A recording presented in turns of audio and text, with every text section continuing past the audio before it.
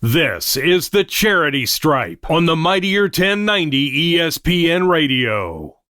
And now, this is the moment you've all been waiting for. We are live on the Charity Stripe podcast with your hosts, Alex, Josh, and Nick. Welcome back, sports fans, to another episode of the Charity Stripe podcast brought to you by the Believe Podcast Network, the #1 sports podcast network in Los Angeles. For those listening at home, on the road, in the air, or in the water, do you believe? We have a great show for you guys. We are breaking down the championship games plus a little Tom Brady action. So buckle up, tuck it into your waistband, because here we go. 3, 2, 1. We're back. We're back, baby. Episode 403 coming at you hotter than 402. Remix. Your boy Nikki Snacks doing the intro today. What a wild week of playoff football to follow up from the last wild week of playoff football. Just to put this in perspective, we had a kneel down for the last game, which was the Rams and the Niners. And that was the first kneel down that we have seen since the wild card weekend. Every game that we've seen so far has been a walk-off. Wow. That's crazy.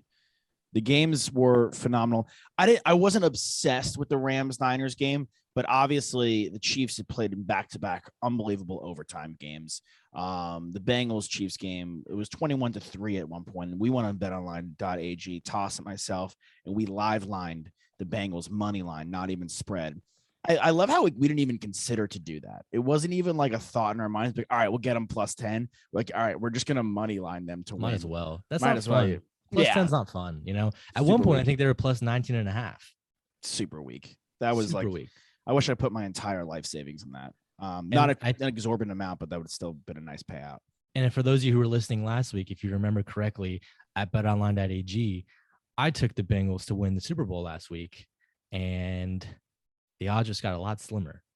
That was my bet. I mean, if I was saying that you're going to take a money line against the Chiefs, you might as well just put it on the Super Bowl, because if they're going to beat the Chiefs, it's like you're doing a 2-team parlay. Anything's now, possible. Yeah, Koss, you did bring up a good point. Their opponent that they're going to play has a really crazy good pass rush, but that offensive line did step it up immensely this last game.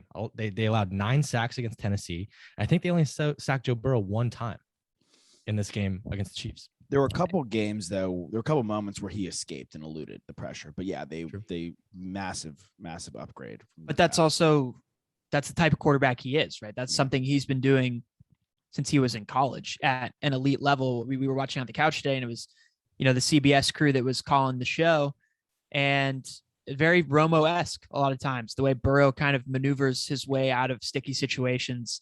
Romo kind of had that patented over the right shoulder kind of roll out. A lot of guys you see do it. Breeze did it a lot. Russell Wilson certainly does it a lot. He's just slippery back there in the pocket. And we believed in him. That's why we were confident to put that bet in. Nick obviously was confident enough, as he mentioned, to put the Super Bowl bet in before the game against the Chiefs. It's looking like a smart bet right now, Nick. I mean, again, Josh, to go to your point about the NFC Championship game, I wasn't severely impressed by either of these teams.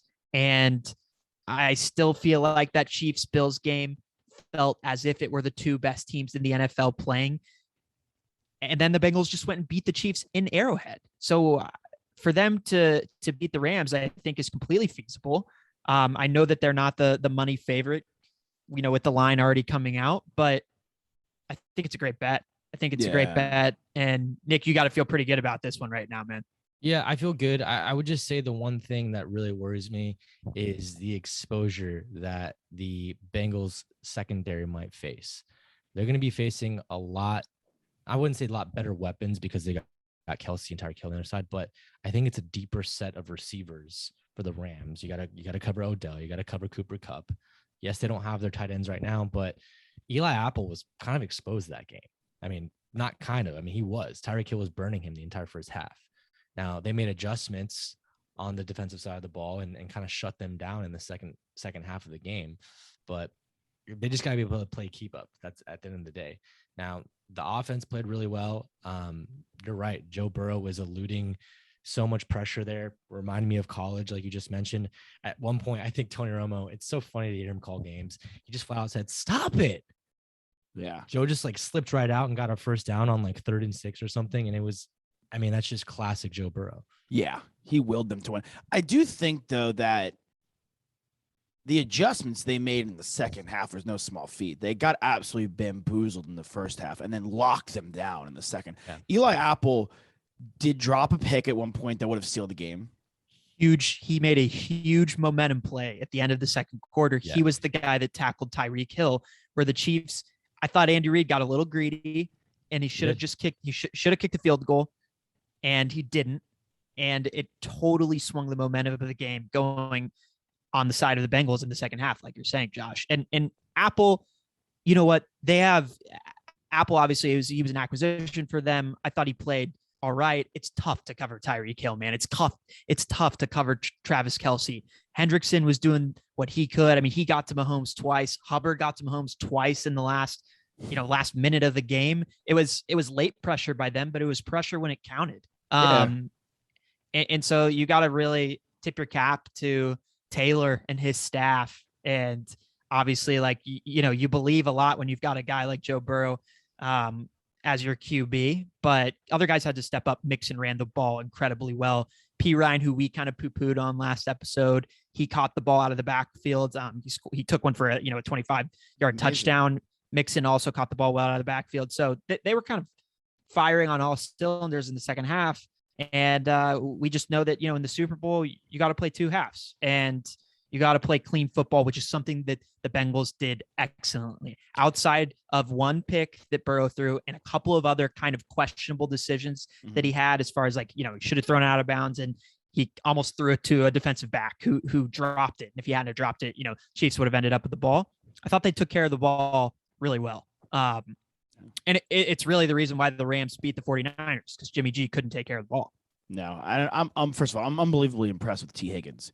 There were a couple of passes that he zipped in there, and snagged him.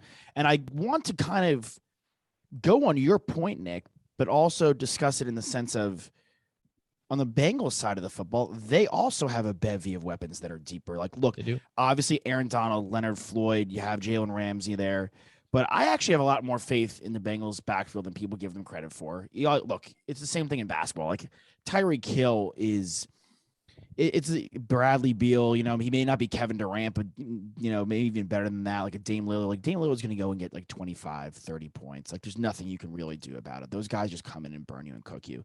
Tyreek Hill is a top 5 wide receiver in the NFL. Top 5 offensive weapon, maybe. And what's funny is I think Deebo Samuel's better than him. Could be. I mean, it's tough to argue. I mean, Deebo Samuel was phenomenal, and it's unfortunate that Jimmy G couldn't get it done, because it was glaring that had they had a quarterback that was just a hair better, they would have been able to win that football game. And he wasn't good enough when push came to shove. I mean, their offense got, shut down. Like, they only put up 17 points, and the Chiefs put up 3 points. In the second half? The great point to bring up Andy Reid getting unbelievably greedy. If you go and you take the points, it just changes the whole swing of the game, because the way the Bengals were able to operate, it was 21-10. They didn't have to go down and get 7. They can just get a quick bucket and get the 3. So now it's 21-3. They go down and score, and then they get the 2-point conversion. It's 21 a pop. Had it been 24-10, it completely changes the way that Zach Taylor and the Bengals play that football game. Yeah, so it's also a big momentum shift too. I mean, they played like a completely different team coming out of halftime. Massive. I mean, it's a great call to that play. They were just they look like a completely different team. Now, we were discussing it a lot on the couch when we were watching the game, Toss, and you've been on him pretty much the entirety of the playoffs and heading into the playoffs. McPherson, having a good kicker in this league is showing in spades, is it not? Yeah. I mean, he's 100% from any field goals he's kicked on the road this entire season. He's kicked over 20 field goals too. I think he's at like 20. He's 22 for 22. Mm-hmm. That's a huge difference maker. When you look at the Rams side of it, right? Matt Gay missed a 54-yarder. That's not an easy kick. By no stretch of the imagination is that an easy kick. But if I'm the Bengals, I feel comfortable with McPherson from 55 and up. Any field goal it just puts you in a position where your offense, you don't have to play in a particular style to make sure that you get to the 25-yard line to put your field goal kicker in field goal range, right? Mhm. You don't have to play. It doesn't dictate how you play offensively when you're on second and third down. And I think they were able to get really free with their play calling. And you saw, that even at the end of the game, when they got the ball after that incredible Jesse Bates pass breakup, that was a double coverage throw to Tyreek Hill, which of course, you want to talk about what his best strength is not, it's going up and getting a jump ball, right? Yeah. But Mahomes was in a position where he had to make something happen. So he threw it deep. Bengals get the ball. They really were able to put the pressure on that Chiefs defense by pushing them deep into their own zone. And McPherson got a chip shot at the end of the game instead of having to kick, a 50-yarder. And I think a lot of that has to do with the fact that once they passed that red line that they're showing on the telecast when we're watching, guess what? McPherson's kick, he can kick further than that. Yeah. That's not his line, right? That's the line where we're saying, okay, it's like a 48-yarder. We got to at least get here. But when you know that, you're 5 yards shy of that and you can still win the game, you start to play with a little bit of a chip on your shoulder. You can do certain things. And then they, mix and bust one loose. I thought they really took the end of that game. They went and got it, right? Yeah. Like it was not tentative. They were really just hyper focused. I mean, again, it's like they took care of the ball. They took care of their job. They did what they needed to do. And it just seemed like the play call was spot on, right? Like they ran it when they needed to run it. They passed it when they needed to pass it. They got to the right guys.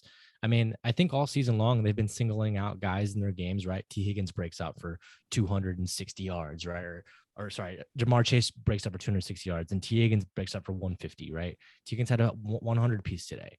I mean, the running backs got out and got theirs. I mean, they do a really good job of picking their matchups correctly and picking on the defense the way that they did.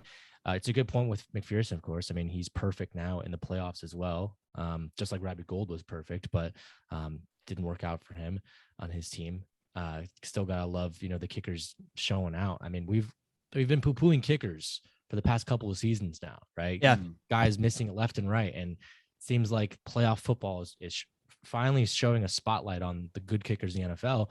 And the Bengals went out and drafted him. They spent a fifth round pick on McPherson, and it paid off immensely. And I think you might start to see that trend a little bit. I mean, I think teams are really going to start to evaluate and be like, okay, who's really out there who's worth a draft pick? And there are some guys in college right now that I could foresee going to the league getting picked maybe 5th through 7th round.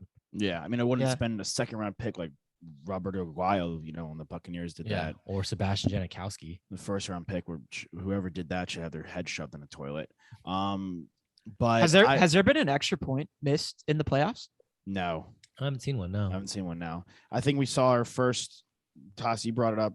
Our first, I mean, Jimmy G taking that delay of game was weak. I mean, the 49ers offense really collapsed. I mean, they were in a good position. Like the 49ers defense, for all intents and purposes, like that Rams team is not easy by any stretch of the imagination. There were some injuries, obviously, on that side of the ball. And Uzoma gets hurt for the Bengals.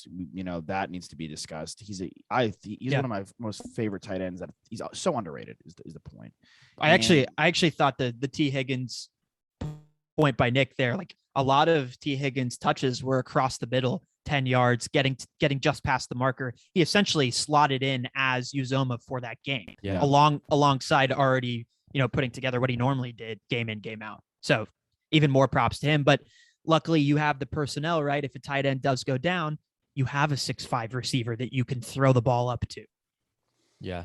I mean, they just do a good job of going to their well, right? I mean, like they just were throwing slant after slant after slant to T. Higgins. It was working. And the game against the Titans, I mean, Uzama was the guy that they were just dumping off 5 yards and he'd fall back for another 5 yards and get a first down. I mean, they have a good game plan. And if they see weakness in a defense, then they just pick at it. And Joe's that type of quarterback that's smart enough to see that as well.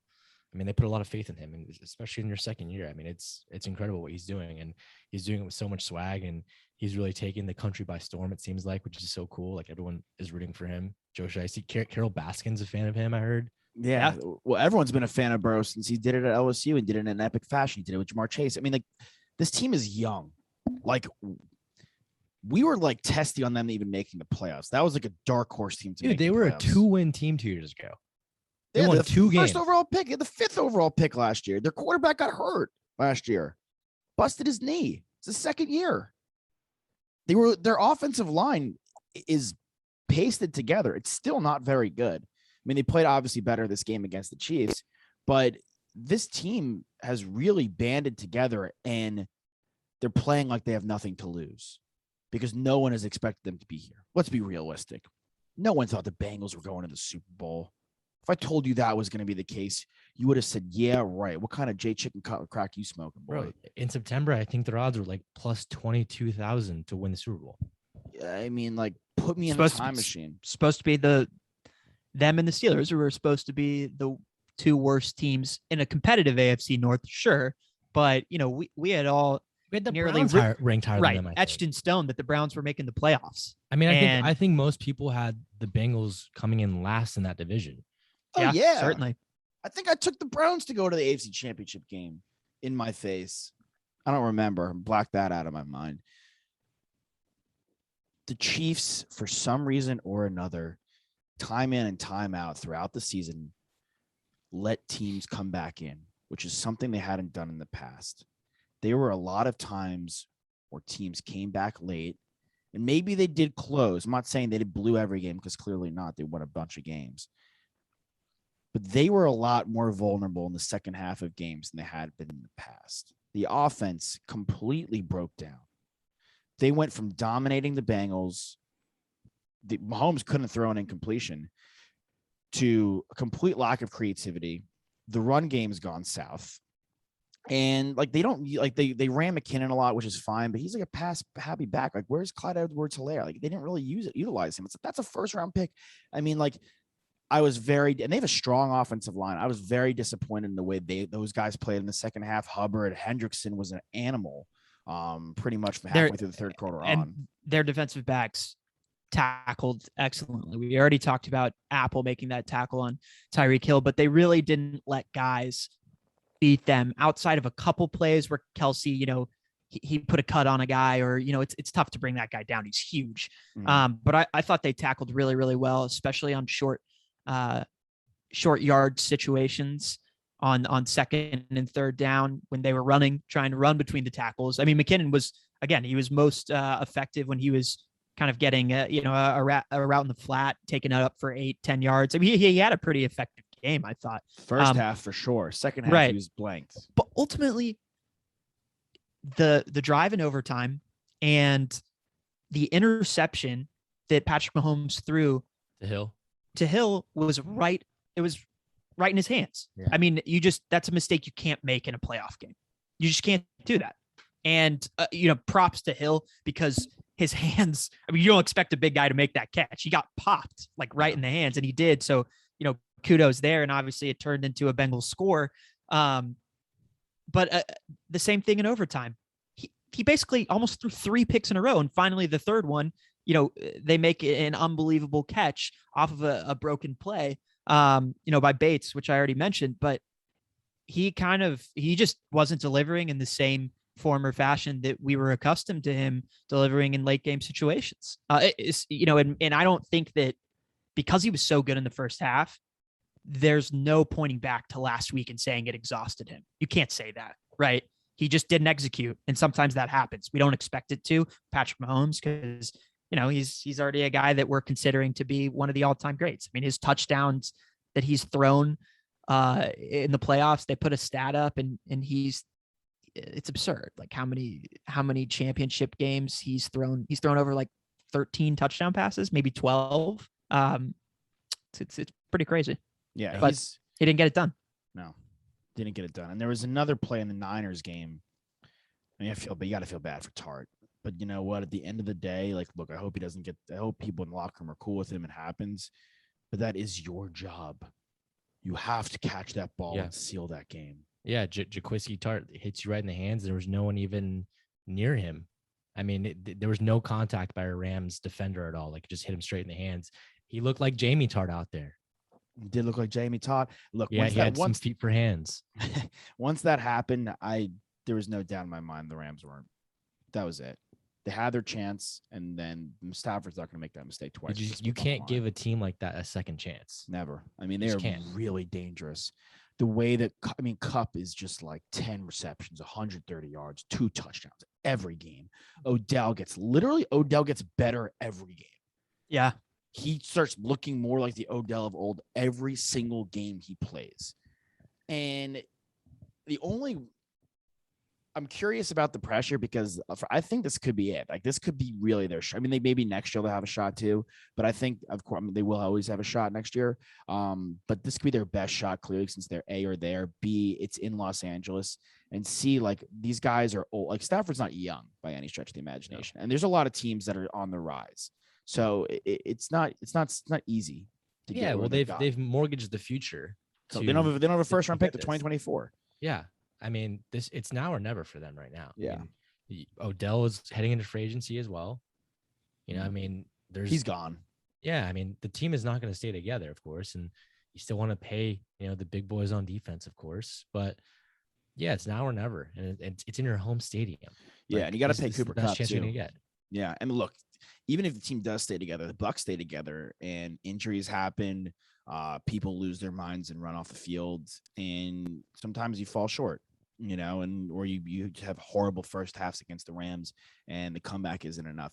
I really found that Stafford closed the game, aside from that almost tart interception, exceptionally well. I think this is a great one. I think the opening line of 3.5 is a little disrespectful to the Bengals, to be honest. I was looking for 3 or under. I mean, I know it's a half point. We're picking hairs here, but I thought under 3 would have been fair, to be honest. I think it's going to slide even more. You think it's going to? I think the public is going to try to hit the Rams, and I think it's going to slide more to the favor of the Bengals. So they'll probably end up with +4 or 4.5. I'm either going to take. I don't even know what I'm going to do at this point. I don't want to take a spread though. I'm going to take a the wave. I'm going to. Yeah, you should. I'm going to take a money line, and however I feel that morning, I feel that morning. But we have weeks to get into that. If you don't mind, I would like to. Go into the Brady situation a little bit. And to transition really quickly, I do think that maybe Mahomes threw that pick because he heard the news of Brady retiring prematurely, and I think there's a lot of pressure on his shoulders. And then when he heard that Brady might not be retiring, he was thinking to himself, okay, maybe I'm not the GOAT still. So he threw that pick. Okay.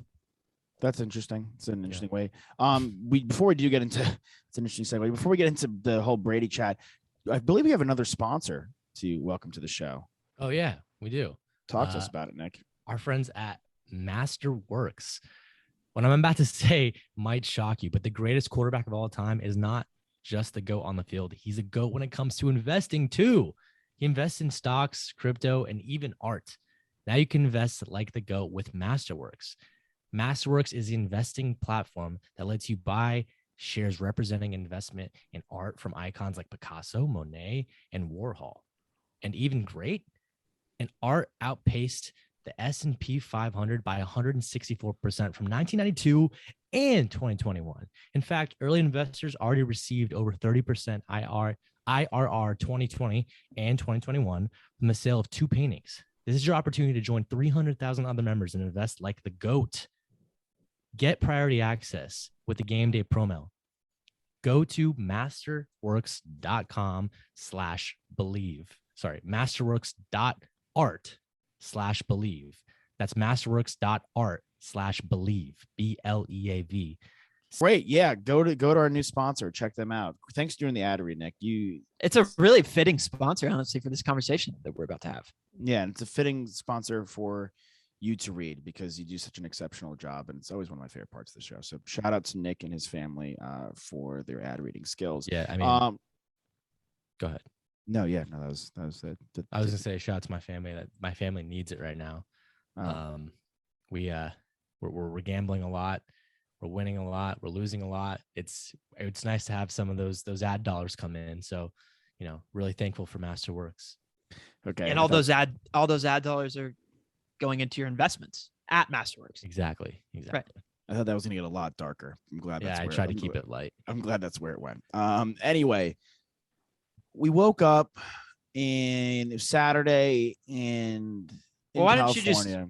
just get on your soapbox here, Josh? Yeah, I'm about to. The thing is this: whether Tom Brady retires or not, I'm cool with it.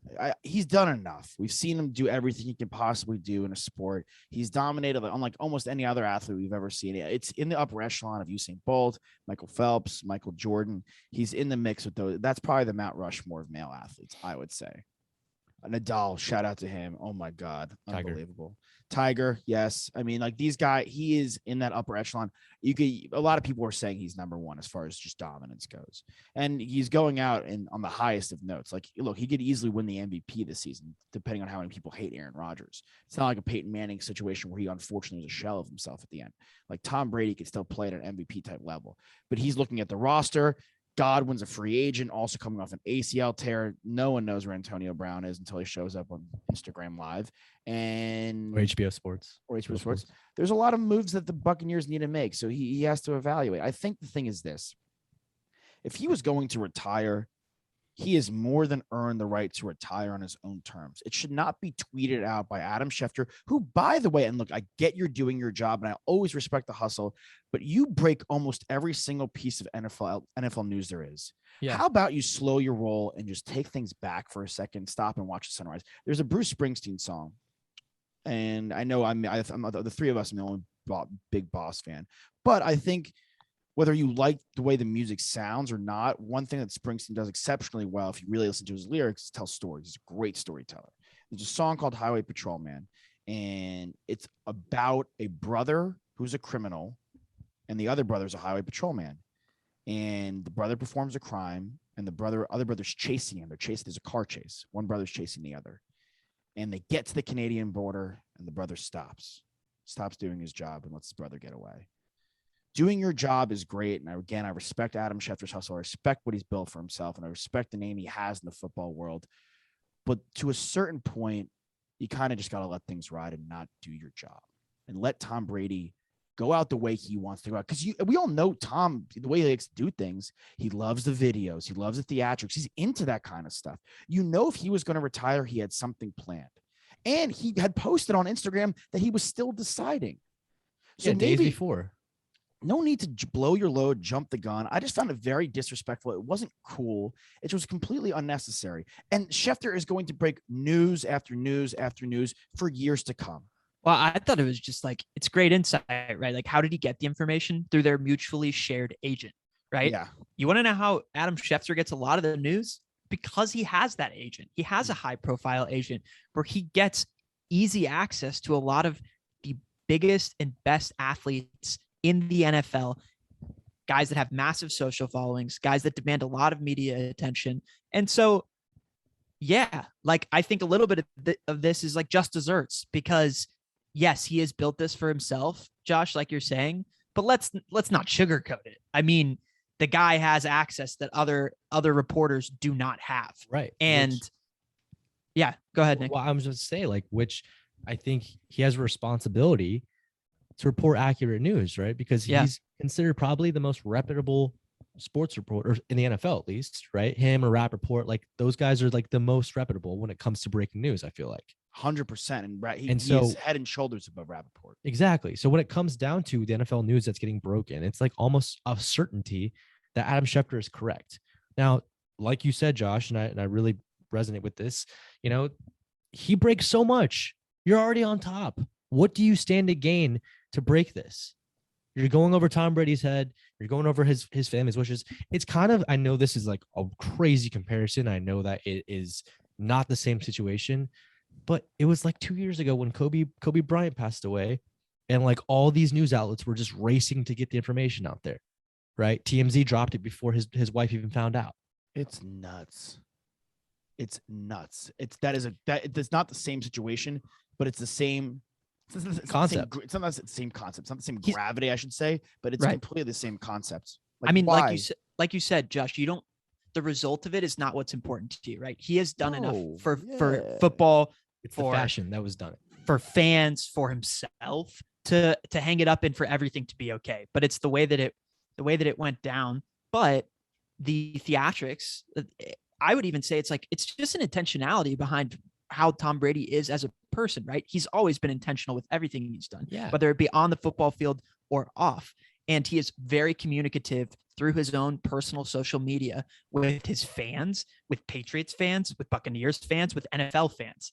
And you know that one thing he's also respectful of is other guys that play the game at a high caliber, any other NFL players as well. So you think Tom Brady is going to break the news of his retirement a day before the NFC and AFC championship game? That's in my mind. I was like, no way Tom Brady wants to take that from guys like Joe Burrow, who's never been in that situation before. Matthew Stafford, a guy that Brady has played against for a long time, probably has the utmost respect for him. A guy that's been a gunslinger in Detroit who never got the credit that he's deserved because he's never had a team that could get him to the depth of the playoff performances that Brady has performed in. So Jimmy G, his locker Jimmy mate, G. right. A guy that, yes, who obviously a guy he mentored, still has a really good relationship with to this day. Like it Mahomes, just doesn't. His GOAT predecessor, like They're tight. These Yeah. guys are friends. Tom Brady, I mean, that is an unbelievable point toss because Tom Brady has given, I always call him Tom, and people are like, we call him Tom. I'm like, yeah, because Tom Brady has given so much to the game off the field. You talk about how engaged he is on social media with the people who follow and love him, how engaged he is with the other athletes. You really see, like, when watch him at the end of the games, watch him go. He doesn't go back to the locker room. He talks to other Rams players. He was with the utmost respect, utmost class. And this whole thing would have, like you're saying, been a classless thing for him to do. And he doesn't roll like that. And knowing that he doesn't roll like that, people shouldn't try to roll like that for him. And that's what Adam Schefter did. Honestly, to be quite frank, and like, I hate to be like a whiny bitch, and this is the only way to just, categorize what I'm about to say. I really don't have much respect for Adam Schefter. And this is because he's from my hometown. He's from where I'm, where I grew up. He went to Kennedy. Like, I went to Calhoun, and I had reached out to him. And this is before we had McConaughey, but we had some big people on our show, and it was in the dead season. It was not like a hot season. And I asked him to come on our show, and I get that he's busy. Said no thanks, which I respect him getting back. But you know what? How many times do we go to our university when our university comes at us and, hey, can you all do this? I mean, granted, we love being a part of it. We love the help that they've given us. But anytime Texas comes to us, it's not even a question. I didn't really love that. And then he kind of goes and does shit like this. This isn't the only time. This is just the most recent time. He's done stuff like this before. It's like, it's not your career, bro. It's Tom Brady's career. Let him go out on his own terms. Like I said at the top, he's more than earned the right. I just don't necessarily love the way he goes about things. I think he's kind of a prick. The weight of it obviously is 10 times what it would be with any other player, because this guy is he's going to be carried into the NFL Hall of Fame. He's going to be carried into Canton. He's going to have unanimous votes. Everyone has deemed him to be the GOAT. We just read an ad and his name wasn't even mentioned. And maybe that's for other reasons, but we said the GOAT, and you know who we're talking about. Exactly. Like he's meaningful to not only the NFL, but also sports. And it's frustrating that now we have to be in this situation where we do have to wait for his decision, which is ultimately what we were going to have to do anyway. Yeah. And now it might come to the point where, like, if he does retire, it's going to be soured a little bit by weird. Yeah. It's like spoiling the surprise on the wrong person. Right. I think not to, no pun intended. It's I mean, I think all of us at this point want him to come back solely for the reason of being like, Adam Schefter, you don't know what my life is. Everyone made their tweets and everyone posted their stories on Instagram. All these people made graphics, to tribute him. There was videos made. People, kind of went through a roller coaster of emotions. Can you guys imagine if like Woj or Shams like announced LeBron's retirement before? LeBron would be so pissed. Like LeBron had an hour-long ESPN special on where he planned to play his next season after Cleveland, the decision. Brady has a 10-episode special going on right now. Exactly. Exactly. I said to Toss today, and Toss, you said I was crazy. Sorry, I'm getting a phone call in the middle of our show. Toss, you said I was crazy. Is it Schefter? Decline it. I wish it was. I would tell him the fuck off. The Ligma. Yeah. I said the ESPN should suspend him for a week. I mean, they can't. It's the hottest point in the NFL. They can't. It's the hottest point in the season. No, but I think that it's obviously like they're not going to do that. But I do think fine him. I don't I don't think you need Fine to him. find him. No, I think it's him has to hold himself accountable. Has he And said anything about it? he I has didn't to even look. apologize. I feel like I'm that reporter who's talking to Corey Delaney, the kid that threw the party in Australia, and it's like he needs to apologize to all the people that he's hurt around him. I don't know if you guys you know what I'm talking about? That they Yes. made Yeah, Project X. Project Yeah. X after that guy. Yeah, yeah. Absolutely. I mean, he I'm not certainly. gonna do it. Not gonna apologize. Oh, Nah. I say I'm sorry, but I'm not taking off my glasses.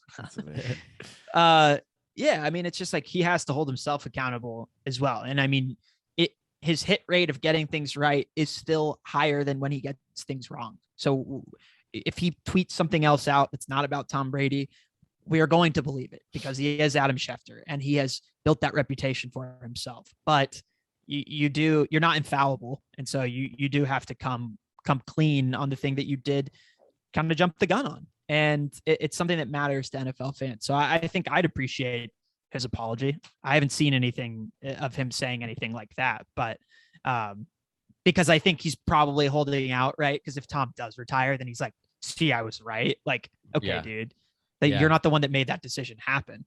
I think Yeah. Tom's dad like came out and told the They reporter, all he's did. like he's nowhere even near close to making a decision. Of course, apparently he called the GM of the Bucks, and they're still not anywhere near it as well. So Everyone's I think come it's out good, and though. said it. Yeah, I honestly believe that he's going to come back just based off of this as well. But he just played his best statistical season ever, right? And he's got unfinished business, it seems like, because he had a receiver go down. He had a running back go down. I mean, he came back, but he had a running back that went crazy. I mean, or not a running back, a receiver that went crazy. I mean, he's got unfinished business. And I think that team still stays together and they have another chance to make a run. I don't think he was going to. Personally, I actually think he was going to hang it up because of, I think, Nick, you might be right now. And I that's what I want, as I mentioned before. But I do think that I think we were going to get after the Super Bowl, after all the smoke cleared and the dust settled, you know, with NFL media, that he was going to say, I've come to the decision that's best for my family, which is what he always alludes to anyway when he's talking about his future decision-making process. And he wants to be a father that's present for his kids and a husband that's present for his wife. And I think that's obviously something they've had to sacrifice by allowing him to continue to pursue this passion of excellency in the NFL. And he's certainly completely capable of playing next year and playing at a high caliber. I mean, he probably won't win the MVP this year because I think Aaron Rodgers is going to win it, but he has a great case. He's got a fantastic case. So his best football, I think you can't say is behind him because he's playing it as one of the best QBs in the league. So he finished number 1 in Pro Football Focus ratings. I think he's going to hang it up too. I think he's done. Maybe this sways things a little bit. I think he's going to go out on top. He's already won in Tampa Bay. He's proven that point. I think you know what? Maybe he could go back and win it next year, but you could also have a really down year and not go out on great terms. Yeah, I think he comes back. I think, you know, It'd be nuts. I just really do. I think that he's going to come back, especially after what we just saw. And I mean, wouldn't you? It's Tom Brady, right? Derek Jeter got the red carpet when he announced that he's retiring after the season. Big Ben kind of got that as well, right? Like, this is my final season. He'll say that, and then every stadium he goes to, they're gonna roll out the red carpet. They're gonna make tributes to him. LeBron's gonna do the same thing when he's gonna get ready to retire. He's gonna say, "This is my final season." I mean, you saw it. I think it helps, right? That's a good point. Professional athletes kind of control the narrative in that way. It's what Dirk did. It's what Dwayne Wade did. It's what Krzyzewski's doing right now with Duke. I mean, when you're the greatest, you have the power to do that. Yeah. I think I'm curious. That's a point I haven't thought about, him controlling that last season narrative, like the quote unquote last dance. That would be exciting. I would love to watch that. So the difference though is that, like, I mentioned Dirk, I mentioned Dwayne Wade, you mentioned Roethlisberger. Those guys were past it, all three of them, and he's not whatsoever. So it's like that's kind of the one point of contention, and it's like a lot of media personalities who are, you know, a little more well researched, I would say, than Schefter kind of came to the counter of, but you promised that you were only going to hang it up until, you know, when you couldn't play at the same level that you were playing at. That was a quote of his from you know, two years ago. And obviously things change, of course, and you're not also held completely to your. Yeah, go ahead. I was gonna say no. It's just confused. I don't know. I'm just stuck on the point that y'all brought up because it's confusing me because he's a team first guy. So he may not necessarily want that. As sick as much as we want that, and as sick now, I'm thinking that'd be amazing. He's always been team. Sorry to cut you off, Toss, but he's just always been team first. So I'm just kind of in a conundrum on how that's. I'm just like, Well, I kind of just feel like if he's at the dinner table and Giselle is like, if Giselle is like, no, go get another one and prove this guy wrong, He's gonna do it. he's gonna do it. Oh, yeah. Well, that's another point that we'll wrap this up quickly, but that's another point that I have is that he played this season fully healthy, right? Next season is not guaranteed. He can get hurt in game 1. He can get hurt in game 4. He can get hurt in game 17. It's not guaranteed. And I don't think he wants to go out that way, right? Your last play in the NFL is going down on an injury. No, I think it's definitely a toss up, but I don't like the way that Chester did it. And I think we all agree there. I'm glad we're all in agreement there. Great though. Great quick game hitters for us. Yeah, really quickly, just we'll let everyone rock and roll. One quick hitter I'll give you guys now. The Rams were blasting a song when McVay is getting, interviewed by the press at the end. You're going to the Super Bowl. You get the aux cord. What's that one song you're playing to get the locker room hyped? To get the locker room, my winning team hyped. Yep, you won. You're going to the Super Bowl. Here's the aux cord. You go first because you've had time to think about this. I have thought about it. I can't come to a great answer. I'm trying to think, because obviously I feel like you guys would expect me to go shipping up to Boston, which if I played for the Patriots is what I would obviously play. Maybe Dior by Pop Smoke gets me so hyped, and I feel like that'd be sick I feel like I kind of want to dance a little bit and like groove and not just necessarily smash. Me personally, I would want to smash it. They kind of have to cater to everybody. I feel like everyone wants to kind of dance, and get in the party mode. So that would that's a song that gets me kind of juiced to do that. So maybe I would lean that way. But it's interesting. I was like thinking about okay, I know how I would react, but I'm curious to see how the whole locker room would react and how I would have to conform to that. Yeah, I think song preferences has changed quite a bit since like my days playing football and what I would have liked to hear and like that happens with time. But I think going back to like what I was nostalgic about with football, and I think a lot of these players are in the same place. We're around the same age. I think like Lil Boosie, Wipe Me Down would be super swag. I think It's Going Down by Young Jock would be great. It's going down Super Bowl. And then of course Party Rock Anthem by LMFAO. Oh yeah. That was a staple in our locker room at Georgetown High School. Need that. What about you? That's Toss? a great one. Yeah. I'm going to pivot a little bit here. Go. Nick mentioned the late and great Kobe Bryant. Yeah. And there was a post game in the finals when he was asked, how he's feeling about, I think they came back and won in a game. I don't remember exactly who their opponent was. I think it was his last finals that he won. And he said, job's not done. Job done? Job's not done. I don't know if there's any music that needs to be played. Let's go win the next one and play We Are the Champions. And that's all we got to do.